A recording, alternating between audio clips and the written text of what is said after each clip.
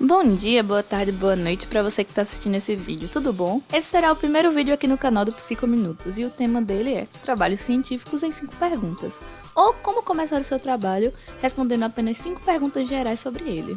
Então, você pode ser um aluno de graduação que acabou de começar e de repente um professor passa um trabalho no formato de artigo ou de um outro trabalho científico. Ou você já está lá pelo meio da graduação e você quer começar a sua produção acadêmica. Ou você está terminando e você está começando seu TCC e não sabe por onde começar. E aí você está se perguntando, o que eu posso fazer? Esse vídeo vai tentar ajudar a esclarecer melhor a forma de pensar sobre um trabalho. Não só sobre tópicos específicos que são essenciais, mas também sobre questões mais abrangentes que precisam ser respondidas para você conseguir pensar melhor acerca do seu trabalho.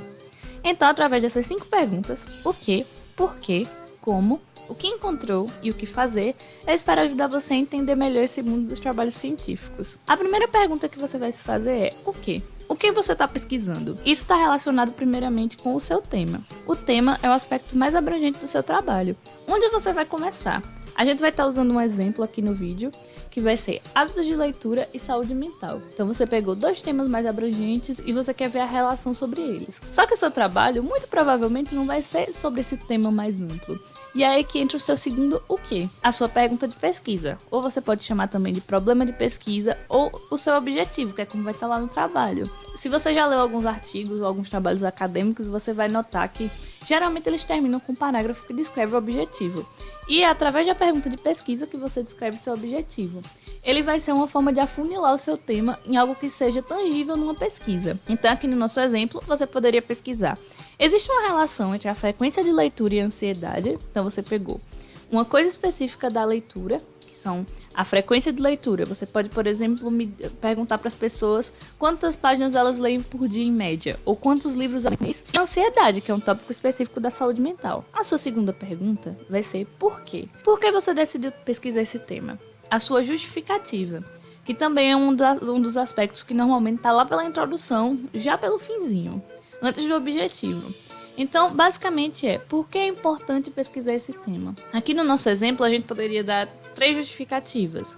Você pode pensar aqui: se a ansiedade diminui quando os hábitos de leitura aumentam, ou seja, se a leitura faz com que a ansiedade diminua, isso poderia ser usado para incentivar as pessoas a utilizarem leitura na escola, por exemplo. Seria mais uma coisa para incentivar as pessoas mais jovens a lerem, para promover saúde mental. Uma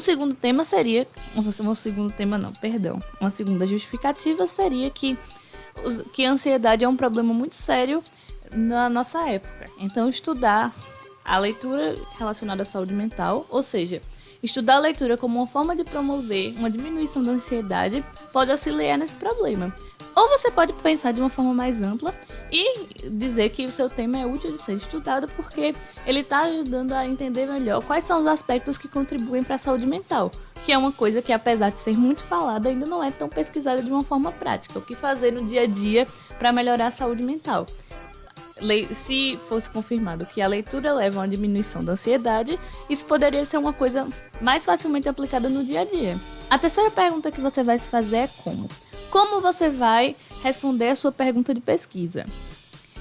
Basicamente, o como é o seu método, a seção de método do seu trabalho. São as suas técnicas de coleta e a forma de analisar os dados. Então, um exemplo, você poderia passar para esse problema de pesquisa, você poderia usar um questionário analisado com correlação. Isso vai ser uma coisa para ser falada bem depois, mas você poderia, basicamente, como a gente já tinha até falado, perguntar para as pessoas quantos livros elas leem por dia, ou quantos livros elas leem por mês. E também utilizar um instrumento que medisse a ansiedade. Isso seria o seu método de coleta de dados. Você coletou os dados através de perguntas, de questionários, de escalas, etc. E você analisar isso com correlação, que é um tipo de análise estatística. Então, essa seria a sua forma de analisar os dados. A quarta pergunta que você vai se fazer é: o que você encontrou? Basicamente, o que você encontrou são os seus resultados. Utilizando nosso exemplo, você poderia ter descoberto que existe uma relação negativa entre as páginas lidas num dia e o nível de ansiedade. Ou seja, quanto mais você lê num dia, menos ansiedade você experimenta. Então, esse seria um exemplo do que você encontrou no seu trabalho. Você poderia encontrar também que A idade da pessoa também influencia nessa relação, etc, etc, a depender do seu problema de pesquisa. Por último, você tem que responder: o que fazer? Esse o que fazer envolve algumas coisas que a gente vai estar vendo agora. O que fazer, primeiro, envolve de uma forma geral a discussão do seu trabalho. Então, o que fazer para comparar os dados que você teve com o que já existe? Eu gosto de chamar isso de expectativa versus realidade. Então, a expectativa dos trabalhos que vieram antes do seu, a expectativa que você tinha antes do seu trabalho, ou seja, suas hipóteses, versus a realidade do que você encontrou. Então, por exemplo, poderiam ter estudos que já indicavam essa relação, mas não da maneira que você encontrou. Ou tem estudos que foram contra isso, e aí você vai discutir, porque você achou que o seu estudo foi diferente dos que já existiram, ou porque ele corroborou com os estudos que já existiram. Um exemplo seria: se o seu estudo fez alguma contribuição nova, ou se, como a gente já tinha falado, ou um resultado diferente.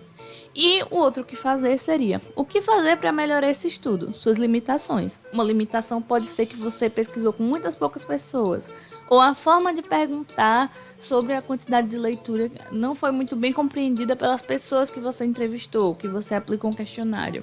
Essas são limitações que você sempre tem que descrever no seu estudo para que outras pessoas, caso leiam o seu estudo, possam fazer de uma forma diferente e conseguir resultados melhores. Por fim, o que fazer com esses resultados? Lembra lá no começo quando a gente tinha falado de justificativa? E uma das justificativas era: você pode usar isso de uma forma pedagógica dependendo dos seus resultados. No que fazer com os resultados, você pode descrever no seu trabalho, que você pode utilizar esses dados para pensar em estratégias pedagógicas, ou em estratégias de diminuir a ansiedade e em contextos que já promovem ansiedade, por exemplo, na universidade. E esse foi o vídeo. Desculpa um pouquinho pela bagunça na fala, foi a primeira tentativa, mas eu espero que tenha ficado claro. Se não ficou claro, pode deixar sua pergunta aí embaixo e eu espero estar voltando para falar mais um pouco sobre trabalhos científicos com vocês. Se você gostou, pode deixar o seu joinha e mandar para aquele seu amigo que tem alguma dúvida sobre esse tema, e eu espero que ajude você e outras pessoas que possam vir assistir. Tchau, tchau!